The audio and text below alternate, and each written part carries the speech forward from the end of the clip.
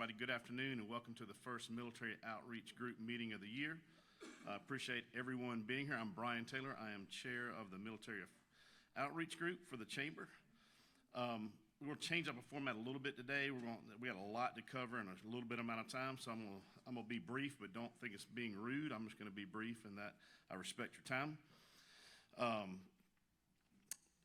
So to start out today, we're going to go ahead and have Miss Karen Jenkins come up, and she's going to speak for just a brief moment, and then we will say the Pledge of Allegiance. Karen is a spouse of a military member, correct? Retired, right? And she is chair of the Chamber of Commerce. Good afternoon.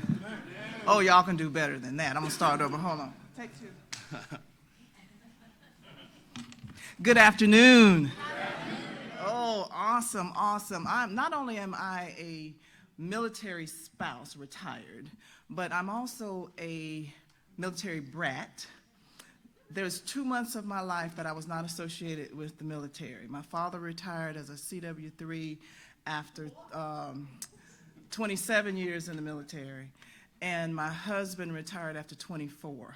From April 15th to July 2nd is the only time in that particular year, 1988, that I was not associated.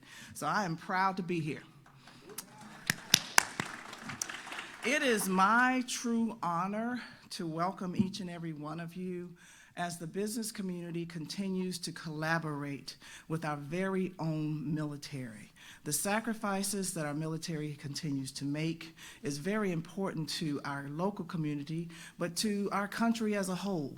And we're so proud to say that the Columbia Chamber continues to invest our time, our energy, and our efforts to ensuring that our relationship and our collaboration with our military is one that is continuously going in a positive direction, and we will always be here to support you in any way that we can. I am so honored to be part of the Chamber as the chair, as one of, actually the first African-American female to hold the post. There's a lot of firsts in here. I know I won't be the only one, but if there's anything that we can do for you at the Chamber, please do not hesitate to reach out. Thank you again. I'm going to let you start the pledge. I think if you could stand, please. I haven't done this in a long time, probably since I was in kindergarten. Oh. I pledge allegiance to the flag of the United States of America and to the republic for which it stands, one nation, under God, indivisible, with liberty and justice for all. Thank you. Thank you.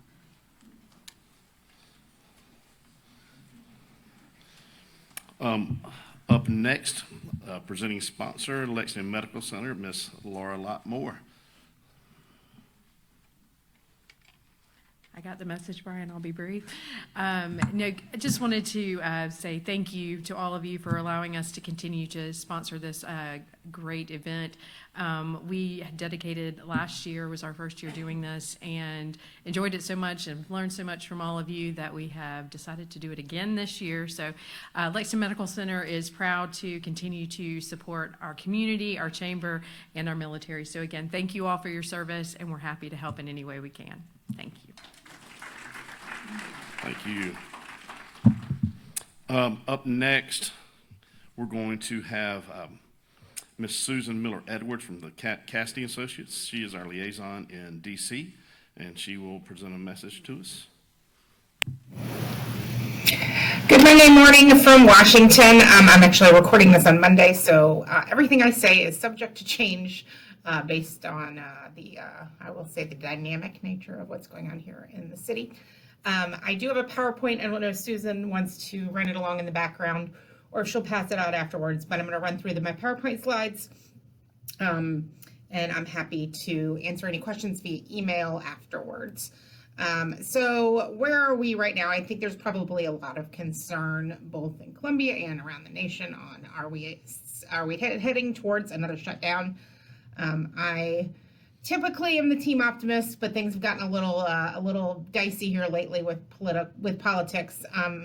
But we are currently under a series of continuing resolutions, one that expires at the end of this week, and then one that expires in a couple weeks of a couple packages of omnibus bills.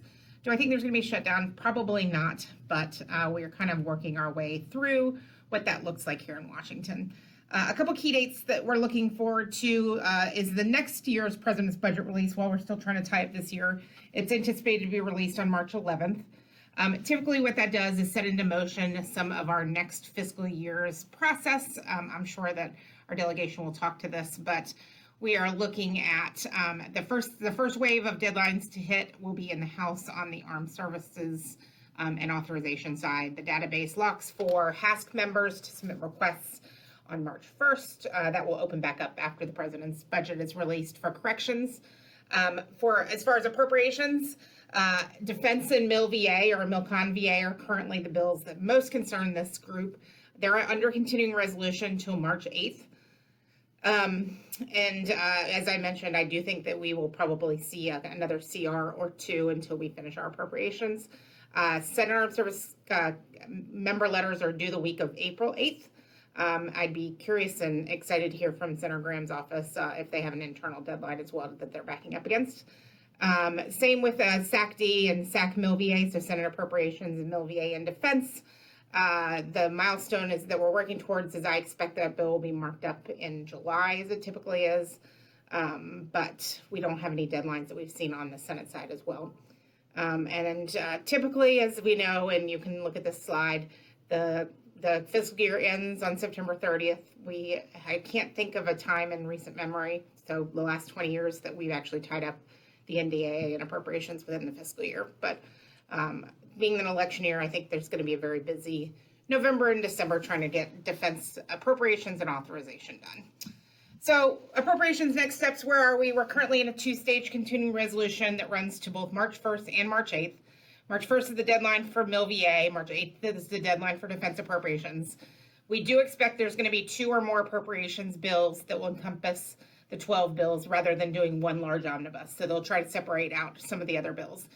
We are running into some issues with policy riders that are sticking up negotiations right now, but the appropriations committees have received their spending allotments. They're now working to write the bills.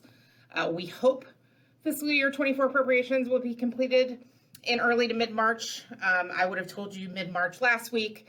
This week I'm thinking late March because the process is being complicated by politics and the policy riders and the close votes in the House. Do I think there's going to be a year-long CR today? I don't. My answer might be different tomorrow, but if there is a year-long CR, I would be very, very surprised if it includes defense and Mill VA.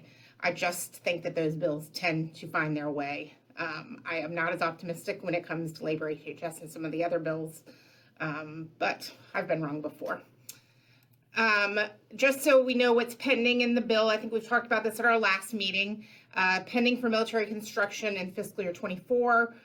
Thanks to the hard work of our delegation, they added $101 million on the reception barracks complex cost to complete. That's a significant amount of money, and it's a problem that's facing military bases all over the United States on cost to completes. There's a $6.5 million pending for Joint Base Charleston for National Guard Readiness Center. There's $20 million pending for an Aiken County National Guard Readiness Center, and there's $7.9 million pending for McCready Training Center. So we certainly don't want to see a year-long CR because it could put some of these projects at risk. Member office deadlines we're tracking. Representative Mace and Representative Wilson, who are members of Armed Services, their deadlines were last Friday and Thursday, respectfully. And we are still awaiting deadlines for appropriations from those who will take requests. Traditionally, not all of our delegation takes congressionally directed spending requests, but some do. So we will let you know when those deadlines are as they approach. And then I just wanted to highlight one final thing. We talk every year about the Defense Community Infrastructure Program. There was a webinar last week that released the guidelines for this year's program. DSIP is a competitive program that's blessed up by Congress, and it's designed to fix what I would call community touching issues, outside the gate issues in local communities. The NOFO hasn't been published because we're waiting on appropriations to be complete so they know how much money that they're funding towards. But this year, proposers are specifically encouraged to highlight how proposed projects outside the gate are deemed defense critical infrastructure. That's looking at things like networked assets, facilities essential to project, sustain, and support military forces and operations. This year, We've seen some of these projects typically been STEM focused, and it looks like there's going to be some bonus points awarded this year for military value.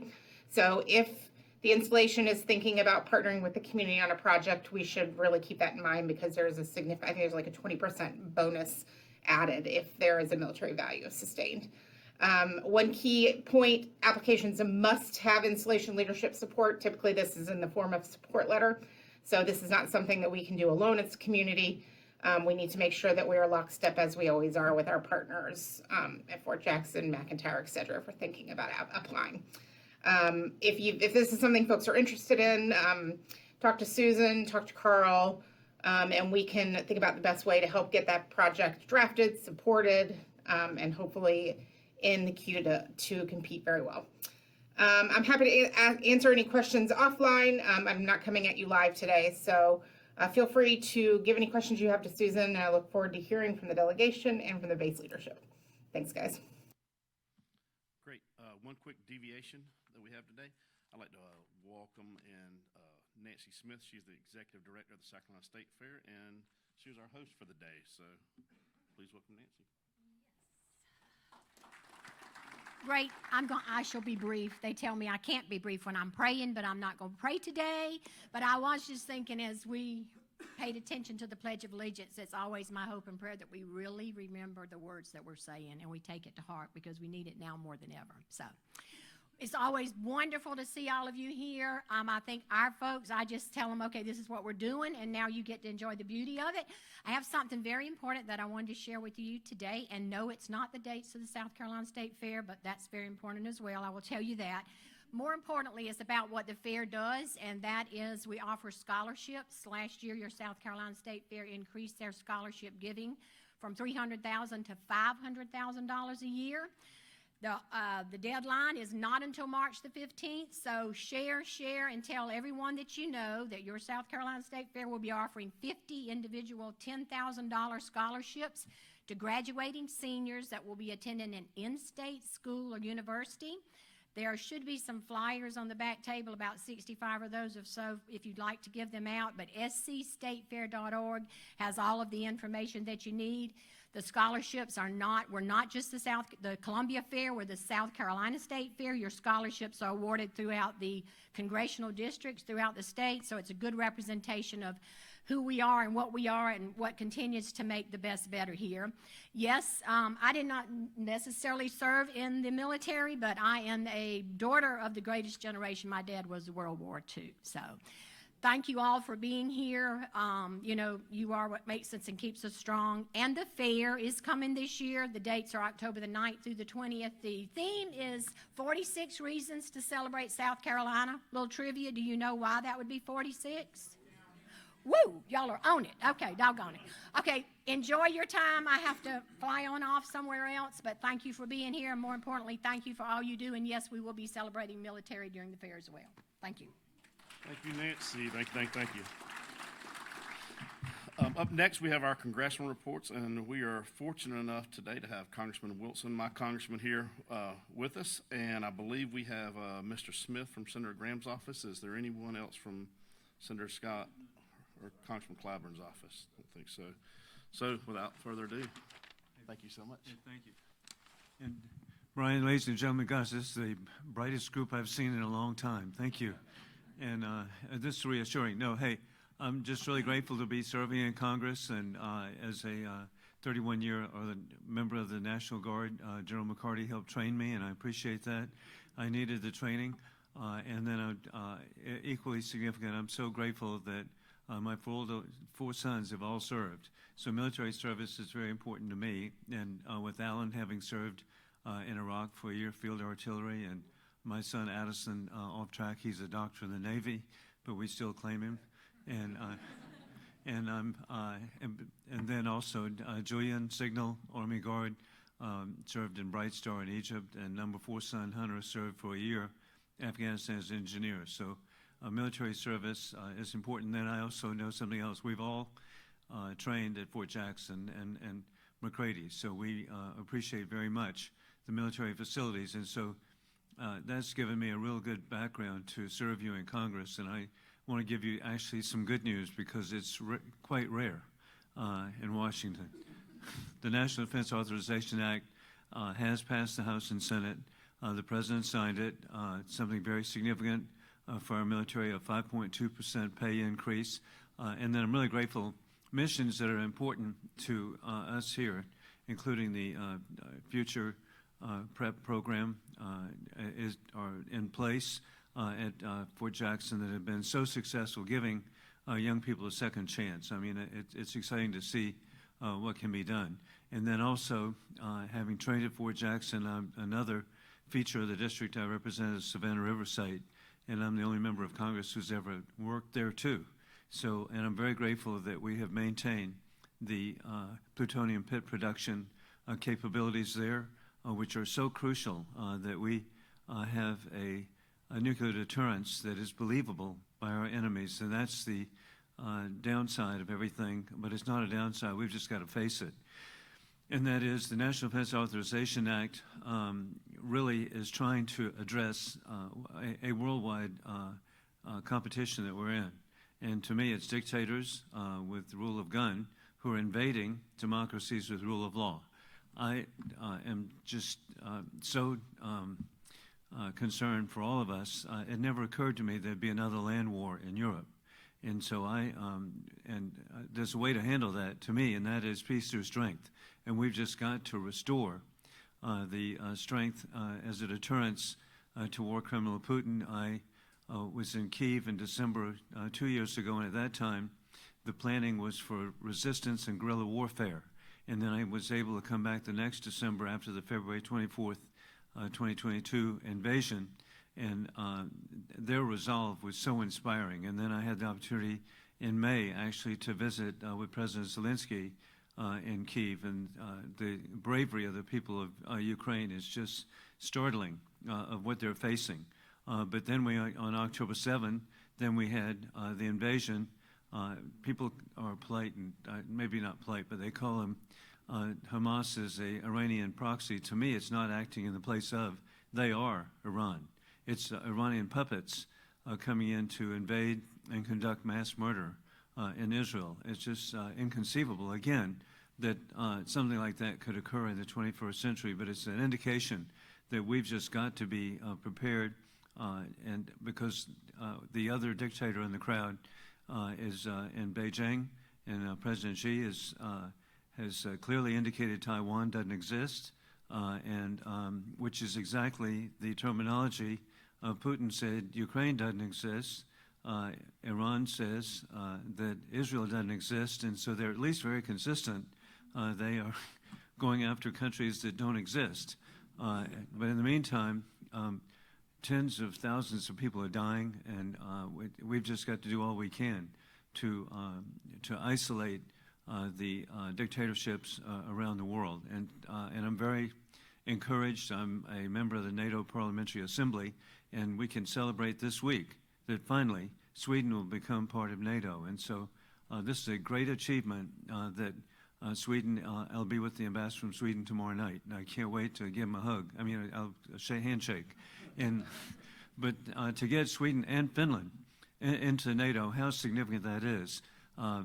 Sweden has phenomenal industrial capabilities and defense capabilities, so this will strengthen the people of NATO so strongly. And then Putin miscalculated by having Finland as part of NATO.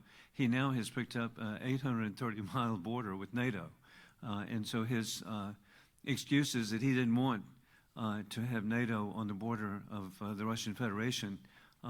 He got it in a big way, and so and what great allies there will be. And you go to the Winter War of 1939. Finland proved by itself that it could withstand an invasion at that time by the Soviet Union.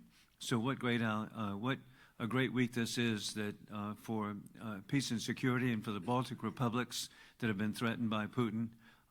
Indeed. I want to also congratulate General McCarty and the others with the state partnership program. South Carolina they have a good sense of humor, has associated us with the Republic of Colombia. And so And it's just great to see the association, and I've been to Bogota to see the great work there. And a final point, I think a reason that Ukraine has done as well as they have is that their state partnership program has been maybe questionable, but with California. And but the California National Guard is, I think, different than just California. They're professionals, and they've really, sadly, after the invasion of 2014, for almost 10 years, the California National Guard has been training the Ukrainian military, and I think that's become quite a surprise to War Criminal Putin. But again, I'm just grateful to be serving. I want to invite everybody. Washington is back open, thank God. And so please come by 1436 Longworth House Office Building. You're welcome to come by. And the code is really simple. You just say, Joe said come by. And they will immediately take you to the window and get a picture of the overlooking the Capitol with the dome of the Capitol on your shoulder. Be happy to answer any questions too, but again, I'm just grateful to be serving. But hey, the military, I never imagined, I thought after victory in the Cold War that peace and security would be the hallmark, but it's not. We have the most dangerous world, and this before you get to North Korea. And I have another distinction. I'm the only member of Congress who's still serving who's been to Pyongyang. You really don't want to go there. But it's never been a more dangerous world than it is today. And so that's why what you're doing is so important to back up a strong military, a capable military. It's just so critical, and it just is inconceivable to me in the 21st century that we would have some of the challenges we have by dictatorships that are just not living by what you would anticipate in the 21st century. But hey, I'm still encouraged and just grateful to be serving, and I'm going to run off and do just what the general would ask me to do. I'm on my way to a ribbon cutting now. So y'all keep doing good. Thank you.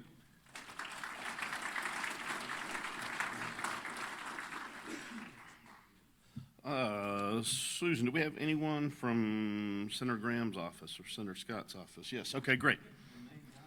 The man, Mr. Smith, thank you. Good afternoon, everybody.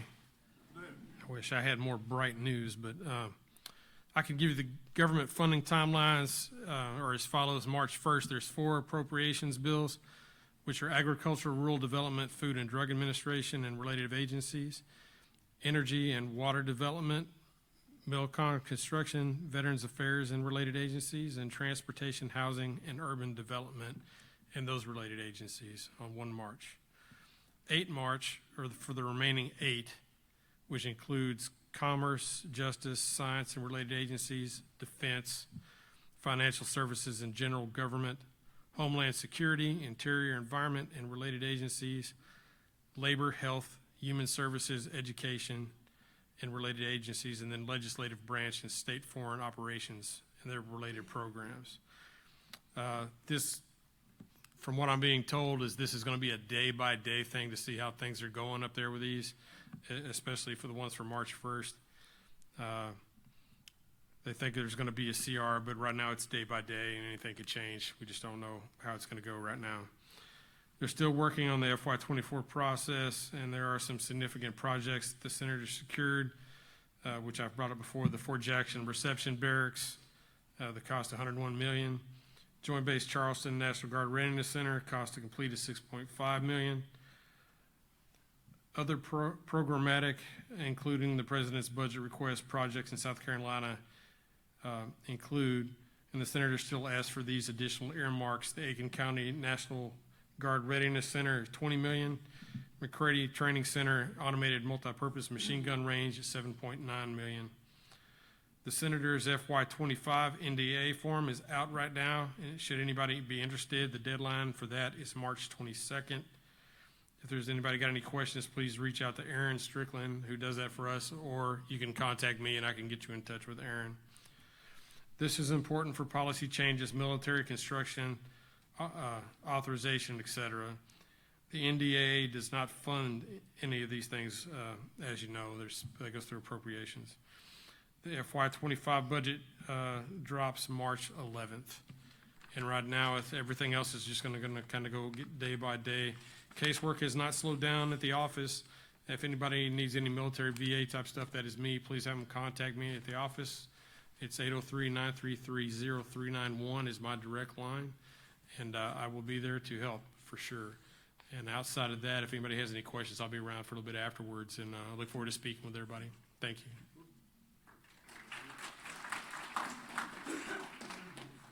See, I do not believe Miss Bateman, is she here? Mr. Ward? No? We'll move on. We're doing great on time, by the way. I'm proud of everybody. Up next are military organizations. I want to say thank you to our military leaders for the job you're doing leading the mission. We appreciate you being with us today and sharing some of the highlights of what your soldiers are doing. Also, I want to take 1 second to congratulate General Kelly on receiving his 2nd star.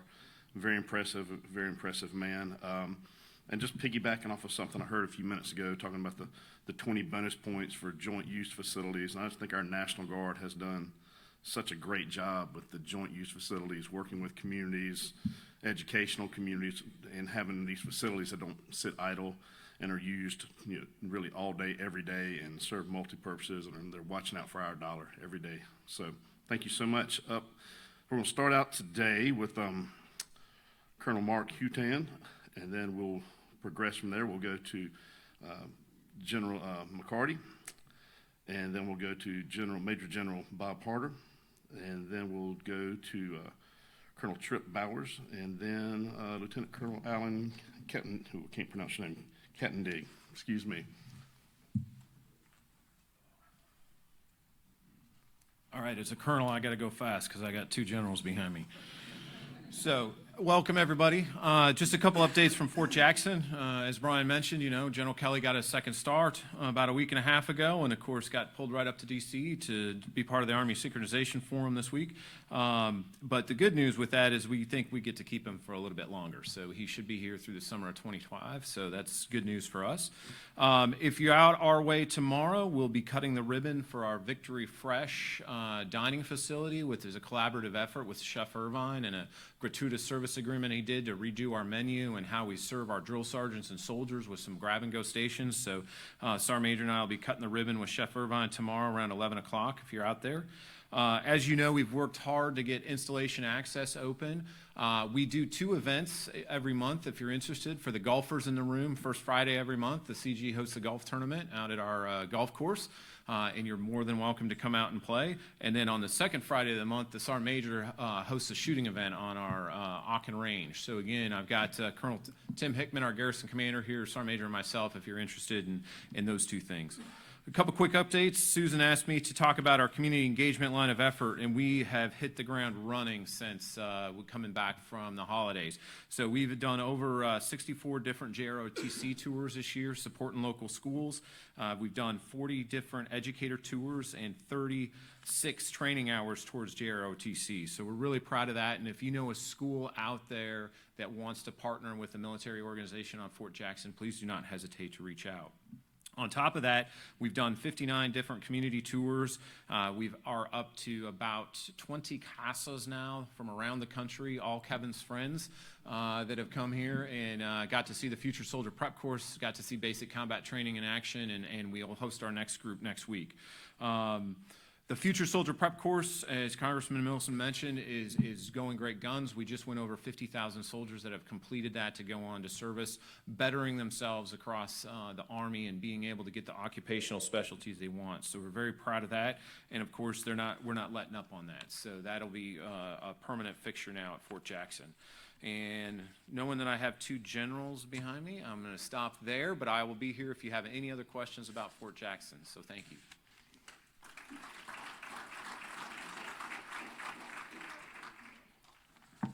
Well, thank you for allowing me to share a little bit about the South Carolina National Guard with you.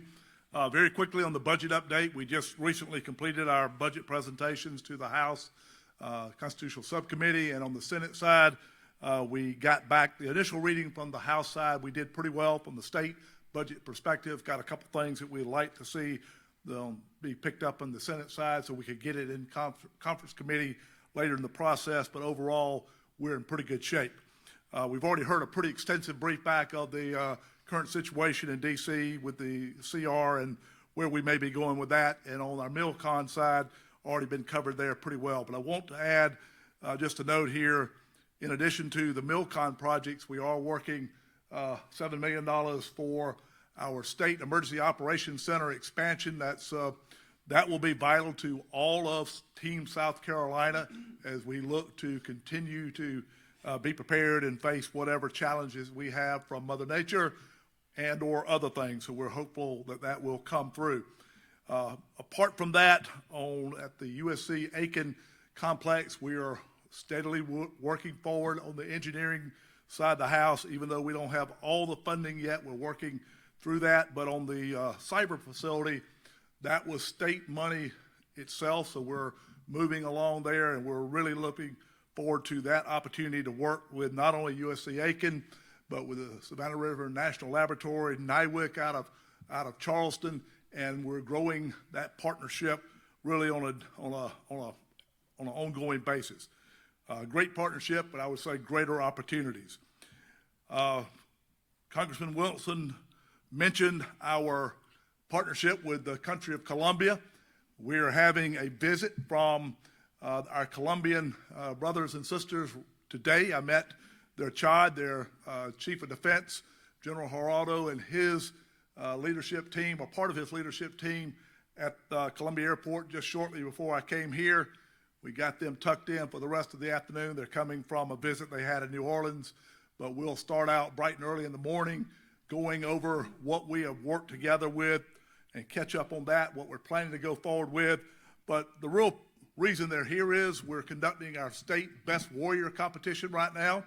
That got underway yesterday. They're out on the shooting range now. In addition to the participants from the South Carolina Guard, we have 3 Colombians, and I can assure you, they have been told in no uncertain terms, don't come back unless you're coming back as winners. So, and the Colombians are great soldiers. They also have a Marine that's a part of this contingent. And in addition to that, we have 2 German soldiers. So it's a fully partnered event. So we're looking forward to seeing how that will come out. But in regards to our partnership with Colombia, we're in our 12th year now with the country of Colombia. We have routine exchanges with us going down there, them coming up here, and it has been one that we have learned from each other. And just to reiterate again, the Colombians are very good soldiers, very disciplined, and they're battle tested, and we have learned quite a bit from them. In our recruiting and retention update, we are green-ish as a state. We are meeting, we're above 100% of our goals right now, both on the Army and the air side, but it is not where it used to be.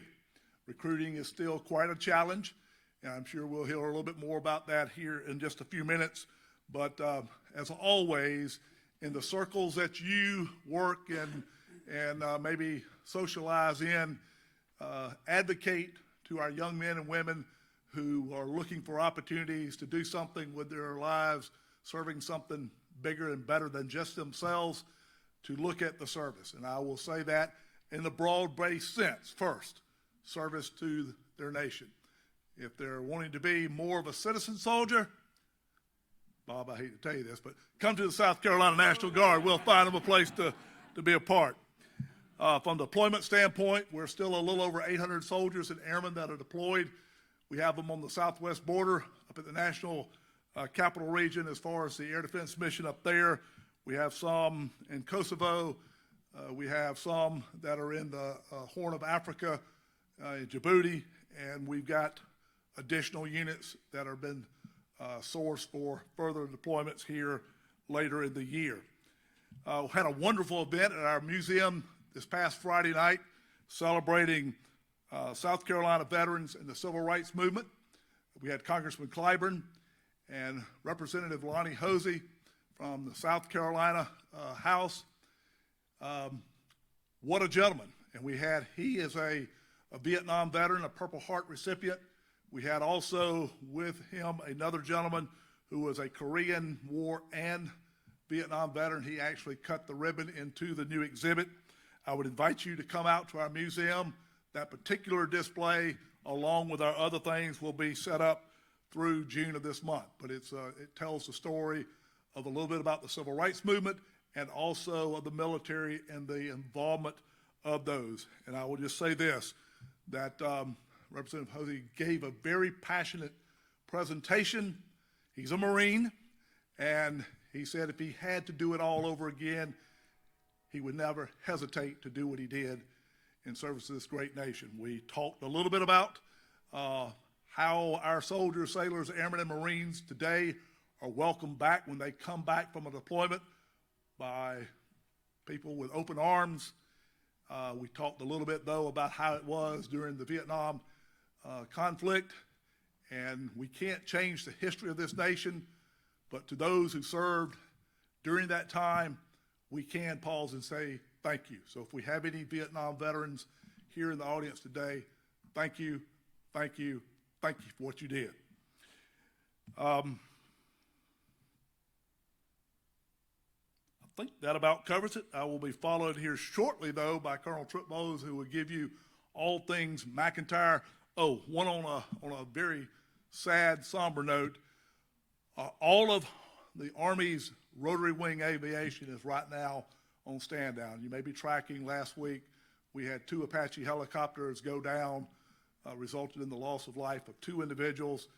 So right now, if you're wondering why you're not seeing our birds flying, which they do normally fly around Columbia every day, they're conducting, as all Army aviation is, a safety stand down. And it's just a reminder, folks, that everything that our soldiers, sailors, airmen, and Marines do every day incorporates a degree of risk.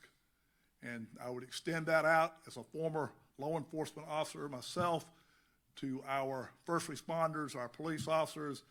They deploy each and every day and don't want to ever take for granted what the service and sacrifice that they make, that we can live in a country that offers a tremendous amount of goodness. So without any further or any questions, that's all I have. Thank you for your time. Appreciate it.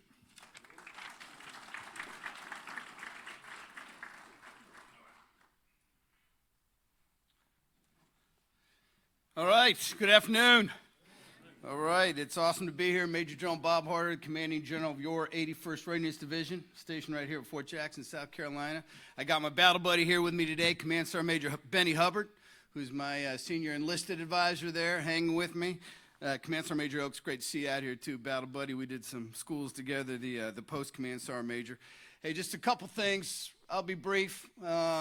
First, I do want to just a little bit of a story. So it was last week or a couple weeks ago, we were out at Mark's Soldier Performance Readiness Center, the Drill Sergeant K Soldier Performance Readiness Center. If you haven't been out there at Fort Jackson, it's a CrossFit box on steroids, right? And we were having a fitness competition. And it was kind of the command group. We were out there. We had some other soldiers in my formation kind of going head to head. And we had a couple of my soldiers who were helping to lead us through it. But we had 2 South Carolina guardsmen, Lieutenant Hopp and Specialist Gunter, who were out there. They were awesome.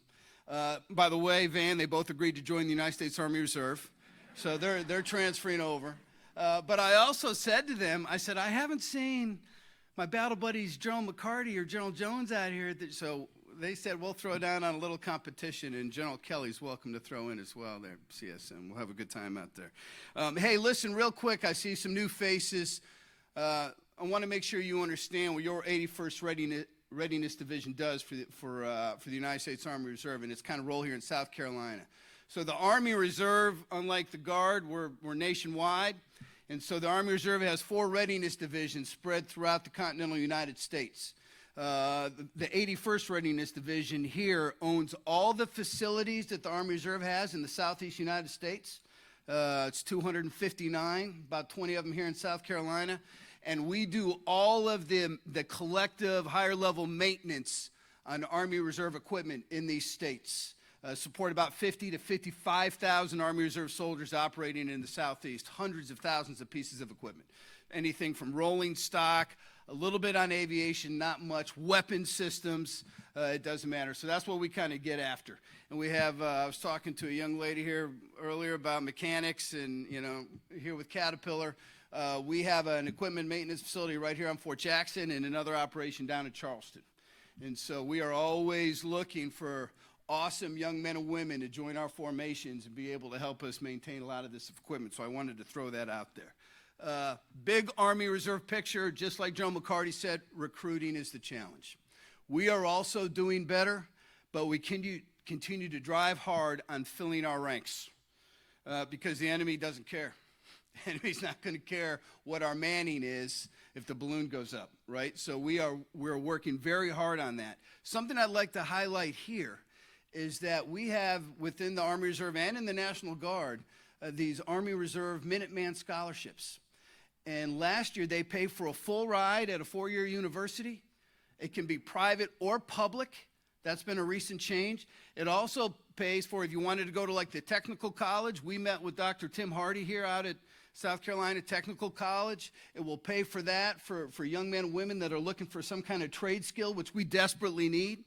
And in the Army Reserve, the makeup of our structure is we don't have any combat arms. We don't have infantry. We have one infantry battalion out in Hawaii, Guam, Saipan. But we have armor. I mean, we don't have armor. We don't have artillery. We have enabling capability. We have the Army's medical capacity, for example, engineer formations, sustainment and logistics formations, truck companies, cyber, signal, military police. And so a lot of our skill sets that we need in the United States Army Reserve translate fantastically to operating in civilian capacity. So I would just like if you could get the word out. We're a phenomenal formation, along with my teammates in the National Guard. We need America's best in order to man our formation. So I'd just like to share that with the team. Minuteman scholarships, last year I think we turned in 50. 50, right? And so the requirement is, yes, you do have to go in the United States Army Reserve. That is a requirement. I can't help you there. But still, it's a phenomenal opportunity. And I think these young men and women, they just don't realize what a benefit it is. So we're doing everything we can to get the word out. This week, you might see some other general officers floating around here, Columbia. I've oriented them on the Vista, 5 points. We've told them what to stay away from. Right, I'm hosting a conference out of my headquarters to get after some of this maintenance support to all these formations. So we have about 25 to 30 other Army Reserve general officers from all over the country coming in, and we're meeting there at Fort Jackson, South Carolina, to talk about how we can better support Army Reserve formations and readiness. And the last thing I'll leave you with is, well, 2 things. One, John McCarty hit on community engagements. Anything that you want to have Army Reserve representation at, please let us know. We're getting ready to go up in, I think it's in March, up to Blythewood for a recruiting event with JROTC. We can bring out Army Reserve equipment. We're engaging with some JROTC in April as well. We do things all throughout the community. And so we're not fully sure what you might need or what we can bring in. Happy to bring soldiers out to your formations or to whatever you're doing, and they can share their story. We met with the Secretary of Education here in the state capitol. She talked about soldiers coming in and reading books and telling stories, sharing stuff with children in schools. Happy to do that. And so we got some great young men and women that just can really tell a story. And then I'll finish with talking about Vietnam veterans. My father's a Vietnam veteran. Last year we hosted an awesome ceremony out at our headquarters in honor of the 50th commemoration of the Vietnam War, which is really like a 10-year celebration of our Vietnam veterans. This year, instead of hosting our headquarters, and we could probably still do that, but we're looking to partner with any kind of organization that might be hosting something for our Vietnam vets. So Vietnam Veterans Day is right at the end of March, right, John, like March 30th or something like that. We kind of celebrate March and April. So if there's any VFWs or American Legions or any organization that's having a Vietnam-type commemoration, we are happy to come out, partner, share the story, support whatever it takes. And so I'll be here afterwards, happy to take any of your questions. And if you have any young men and women who want to join the United States Army, vector them my way, not General McCarty's. Thank you.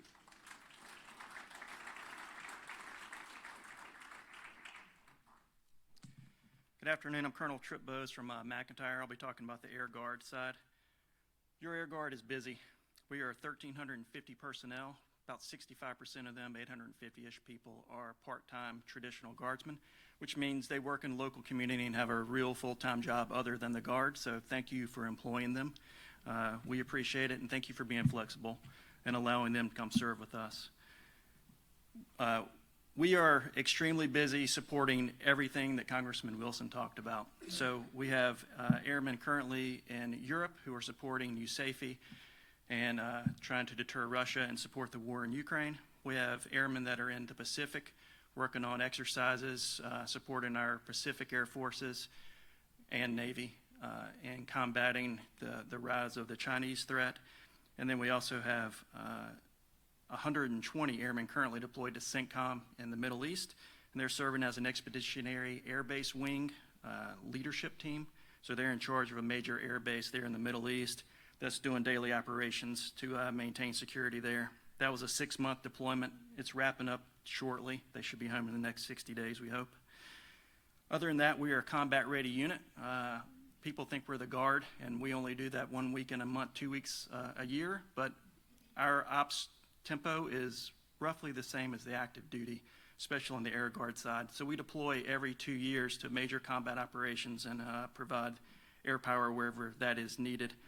We have 24 F-16s that are capable of doing that at any time. Our last mobilization was last summer for Operation Noble Eagle, which is Homeland Defense mission, basically supporting the president anytime he travels around the country, or any other type of temporary flight restrictions.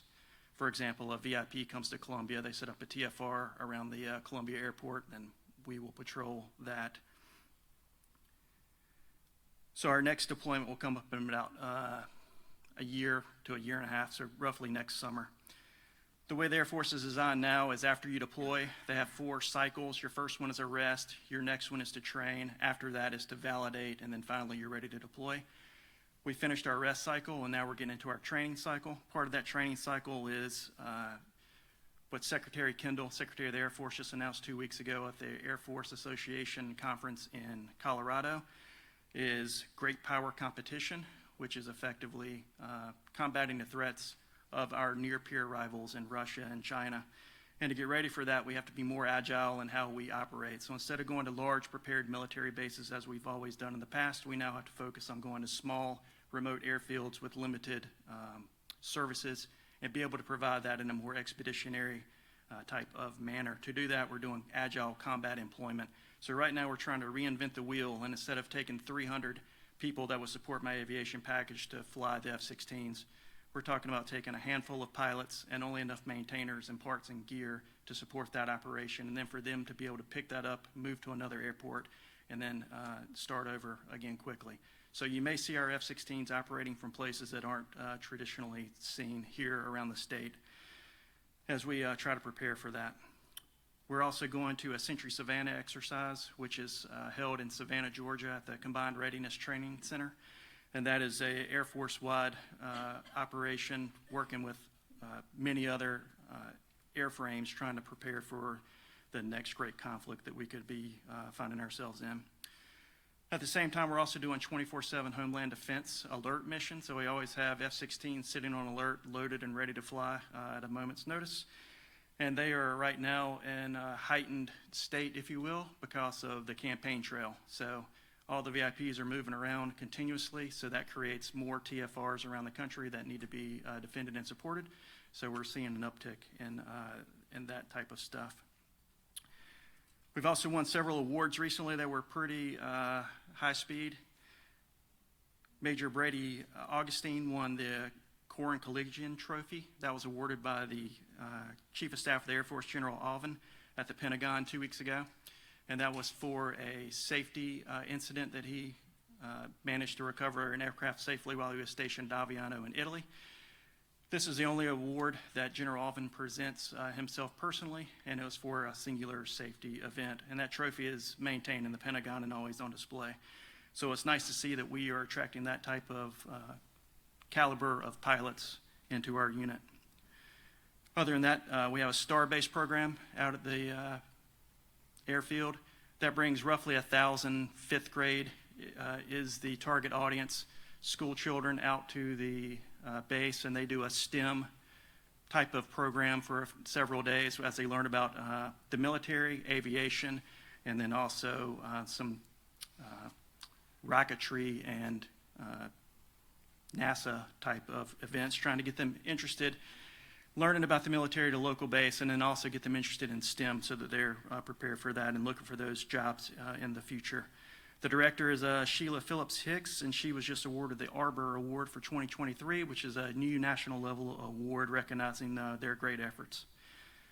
Also recently, on the 30th of January, the governor announced that was going to be F-16 Day in the state of South Carolina. They recognized the 50th anniversary of the F-16, which our unit was one of the first to begin flying that nearly 50 years ago, a long time ago. But the airplanes are continuously upgraded, and that's done by Lockheed Martin as well, who's operating out of Greenville. And also a lot of our maintainers who work on our aircraft also are employed by Lockheed Martin for their full-time day-to-day jobs. Also working with our congressional delegation, both at the federal, state, and local levels, we've gotten a lot done recently. So thanks to Senator Graham's office for helping to fund the simulator facility. That is a major military construction project, roughly $9 million, that has broken ground, and that is currently being built as we speak. Other than that, we're also working on rebuilding our fire department. It's been delayed by several issues that we're currently working through. But in the meantime, Richland County and the Military Base Task Force have awarded some grants where we're looking to rent some temporary living facilities and trailers to help get our firemen into a more suitable living arrangement, since they are there 24/7 defending the base and our personnel. Additionally, we got the Legislative Staff Day for the state. That was on 13 December, bringing the legislative staffs out to McIntyre to show them the Air Force and the Army Guard side of the base and how we operate. Leadership Columbia, they're having a Military Appreciation Day that's coming up on the 12th of March, where we'll bring them out and show them around the base as well. Also on the 6th of April, we're going to be sponsoring a Community Health and Medical Expo. It's going to be held at the Garner's Ferry Adult Community Center from 8 a.m. to 1 p.m. That's partnered with the South Carolina Department of Health and a bunch of also local partners such as Prisma. And then finally, on 13 April, we're having a Top Gun drill meet at McIntyre, which is for junior ROTC, where they come out and they do their drill events and competitions. Effectively marching sounds a lot more like the Army than it does the air, but we have a good facility for them to be able to do that with large paved ramp spaces. And the students always love coming out and seeing the jets and seeing what a real military base looks like, and give them an example of what they can come join. Anyway, I'll be around afterwards. If you got questions, I could speak on these things forever. But everything Congressman Wilson said, we're probably involved in it in some way. But it would just take too much time. Thanks.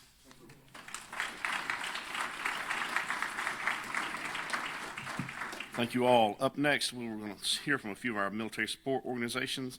We have Sandy Claypool, Department of Veteran Affairs, and Candace Terry from University of South Carolina. So, Sandy.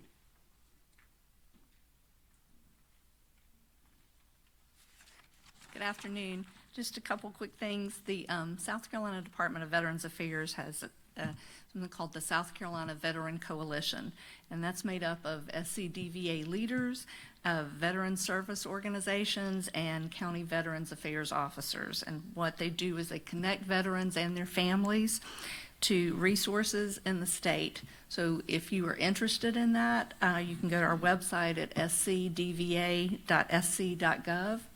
Also, April is the month of the military child, but we're doing the Month of the Military Child Proclamation event at the State House on March 26th at 11 o'clock, and we would love for you to come and bring any military families with you. If you have any questions, you can just speak to me afterwards. Thank you.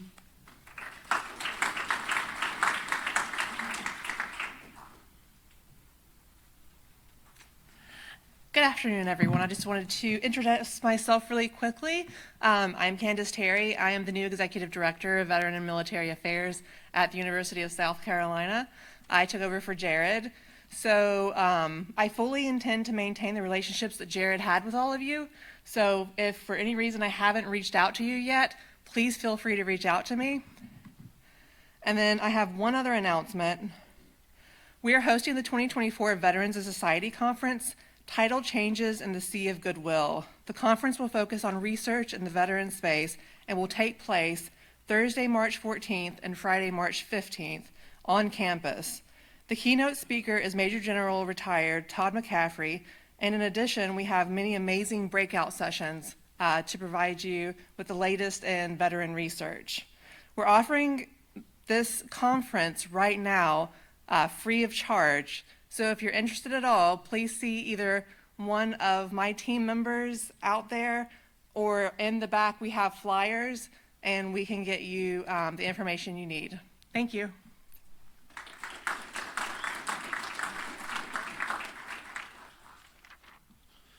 Up next, Community Update Roundtable with Ashley Schlitt, talking about the month of the military child.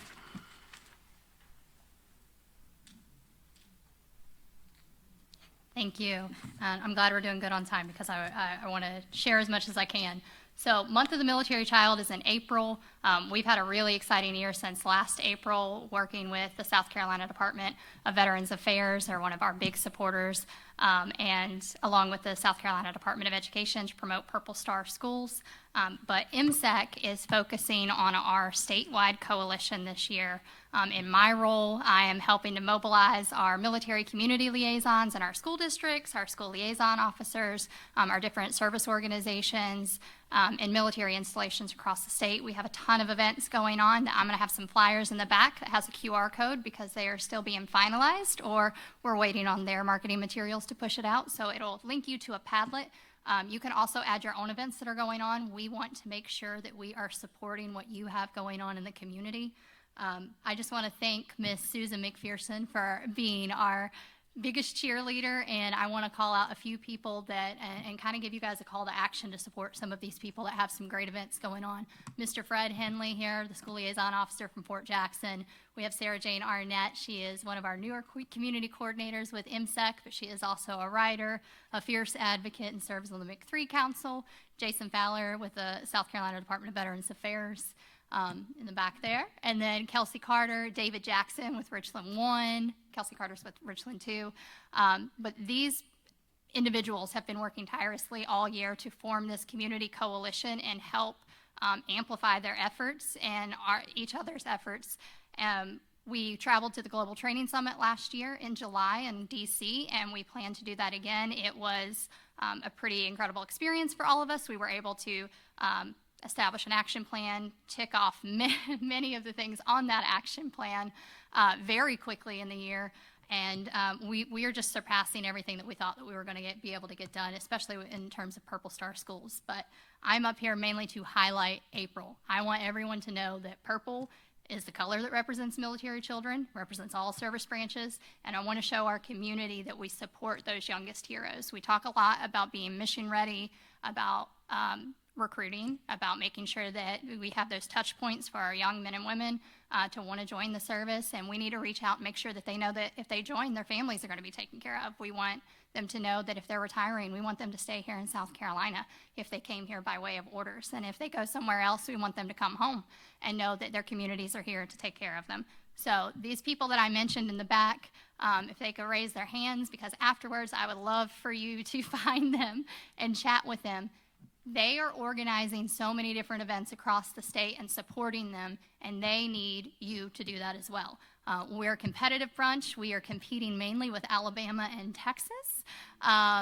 They do a lot of really exciting things like lighting up bridges purple, all the businesses, lots of door decorations, installation, yard kind of decoration, anything to do with purple, dandelions. But what it is a show of support for those military kids to say, hey, we recognize You're unique, and you bring some real value add to our community, and we want to make sure to highlight you. So I would encourage you all to make sure that you find one of us. We're going to have these flyers in the back. If you can just take a picture, it's got QR codes on it to add everything. There is also a military child toolkit on here. It has all kinds of digital downloads for you, yard signs, T-shirts, coloring pages. You can download it all, disperse it. And then the other thing that we're going to do is we are calling this Operation Purple Blanket for the month of April. We're going to have some cool, this is Jason's credit to him, creative credit goes to him. But we are going to have some great marketing stuff come out, and so we want you to stay plugged in to SCDVA's Facebook page, to MSEC's Facebook page, because we're going to be doing some challenges throughout the month of April to, one, highlight our military kids around the state of South Carolina, but also highlighting our businesses that are supporting them. In particular, if you work for a company or an organization and you do any type of community support and philanthropic, those members that I just mentioned, they are the ones that are supporting those volunteers, those educators, those helping professionals that are running student transition programs and student leadership programs, and often on very small budgets, and they need your support, even if it's in-kind donations or just showing up as volunteers. Lastly, I just want to mention a few events that we have going on to highlight. Sandy mentioned that we have the Governor's Proclamation on March 26th at 11 a.m. We also are going to be supporting the Run for the Love of Justice 5K at Richland Northeast High School on April 14th. We were really excited to partner with that, and that we would love to see more organizations come out and support. We need some drill sergeants. We need some people that want to help the kiddos with the youth run that'll be going on in the middle of the track. We're also hoping to have kind of a military kid carnival and activities going on, so this is going to be a long event. Justice was also a published poet, and we are going to honor her by having a poetry booth and some different art things going on to support Call for the Arts that MSEC holds every year.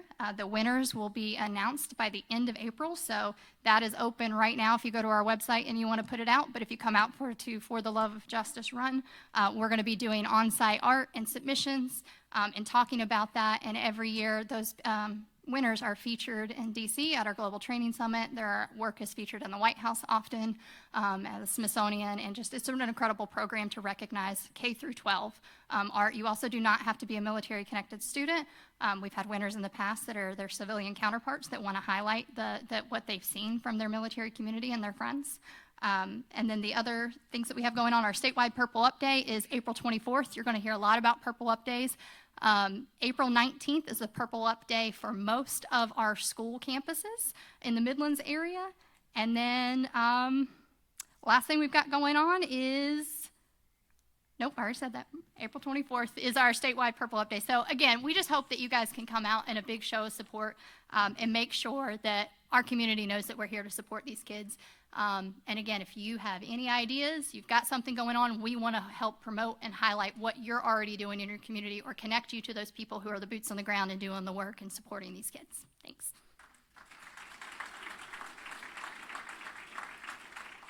General McCarty tried to pay me to keep the U.S. Army recruiting Lieutenant Colonel Alan Kattendig off of the agenda, but Susan overrode that, and so I apologize for missing that.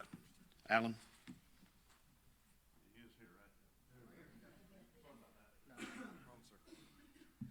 Good afternoon, gentlemen.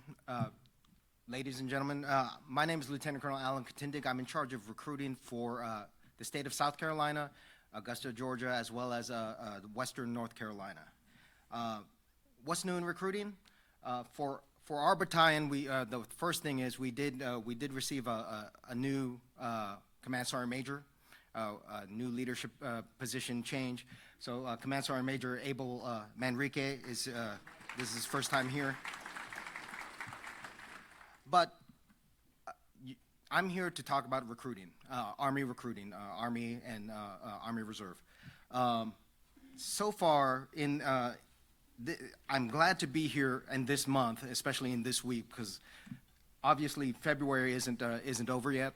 However, Army and Army Reserve recruiting, we did make our mission for this particular month last week, We're at 109% combined for both active duty and Army Reserves for the month. For the year, we are about 106% on RA, as well as 102% combined with Army Reserves as well. So we still have some work to do in the Army Reserves. However, I think we have a winning team in my battalion, and we will continue to strive for that 100% with help from y'all, of course. Because you already know that we're already in a recruiting crisis, or is what it's being called. You don't really feel that here in South Carolina, and I can say that straight out. All these things that go against a youth joining the military, being overweight, mental health issues, all of those things, we've tried to mitigate those things through various programs such as the Future Soldier Prep Program, or making sure that they go to get consulted before they get into the military. And that's not done by ourselves in recruiting. That's done by communities like y'all. And so thank you very much for your support, and hopefully we will continue to strive for that success. Thank you very much.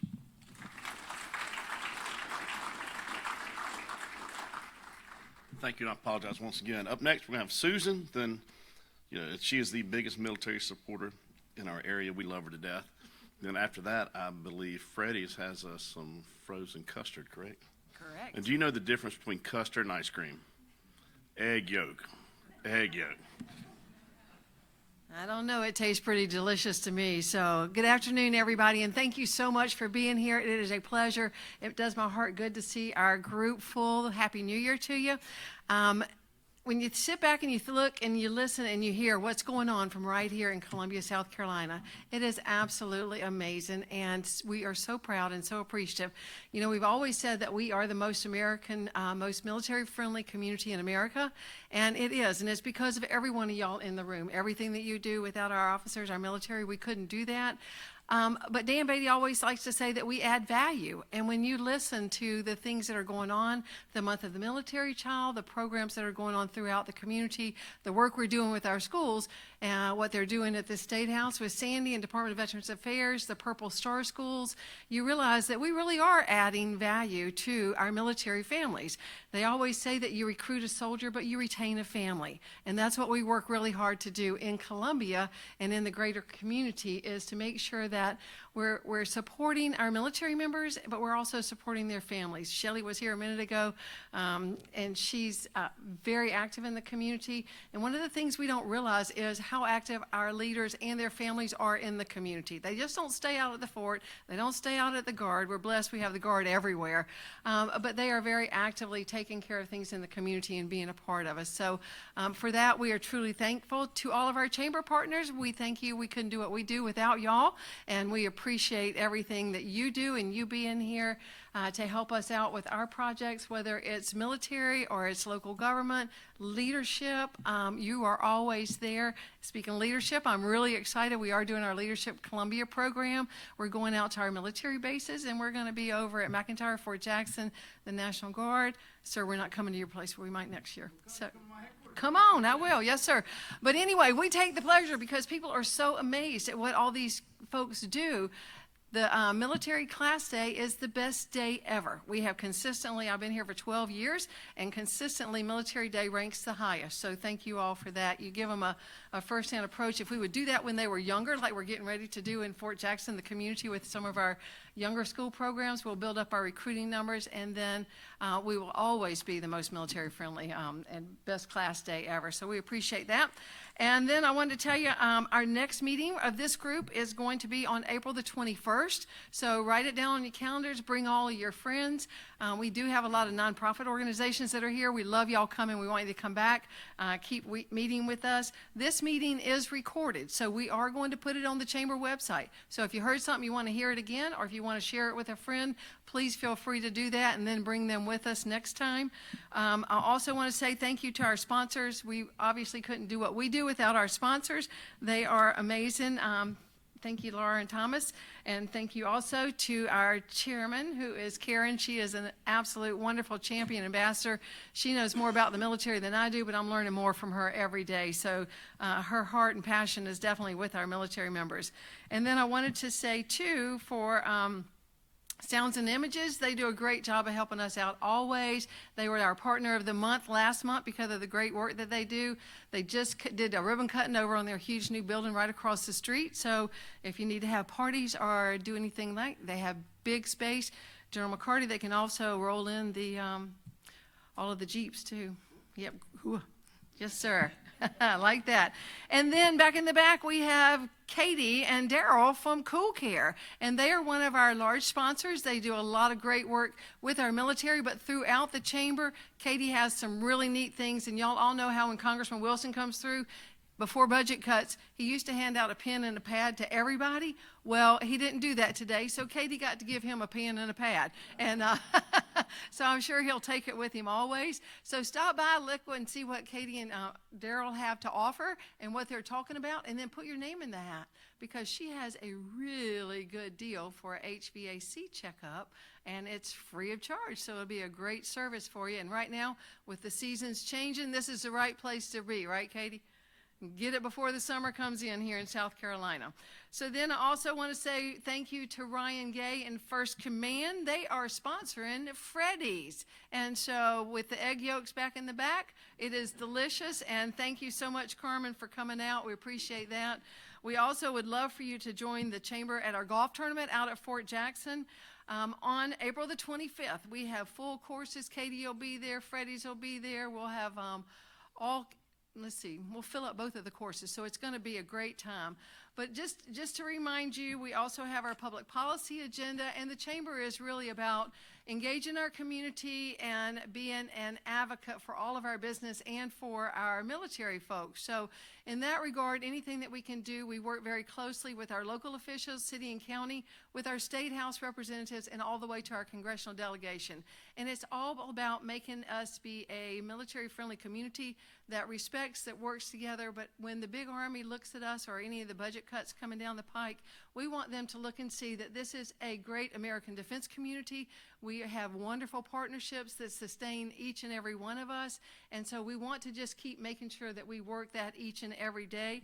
And I encourage you to take a look at our goals and agendas. The military is a major one of ours, and we always want to promote, protect, and grow the mission. That is our job. So thank you all for helping us.